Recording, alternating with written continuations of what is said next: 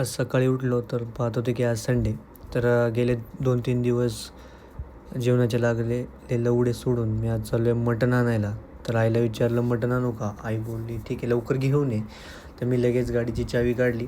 आईचं मन बदलण्याच्या आधी दरवाजा उघडला आणि निघालो मटण आणायला. तर निघालो माझ्या फटफटीकडे. तर माझी नॉर्मल चप्पल घालून खाली निघालो. तर खाली जात असताना मला हा छोटासा मुलगा दिसला. तर त्याला जय श्रीराम म्हणून मी माझ्या फटफटीच्या दिशेने निघालो. तर ही माझी फटफटी. तर आज हिला घेऊन मी चाललो आहे मटण आणायला, जे आहे माझ्या गावापासून 5 किलोमीटर दूर राजुरी या गावामध्ये. गाडीला पटकन चालू करून निघालो मी हायवेला. तर ह्या गावात पोचल्यावर मला हा भगवा झेंडा दिसला आणि हे पाहून मी माझ्या जीवनातले सर्व दुःख विसरून अतिशय मन प्रसन्नपणे पुढे निघालो.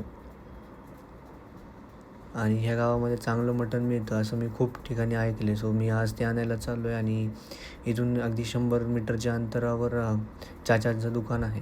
तर त्या ठिकाणी गेलो आणि त्या ठिकाणी घेत असताना काकांनी पहिला प्रश्न विचारला, "किती करू बाळा?" तर 1 किलो मी म्हणलं, "1 किलो करा."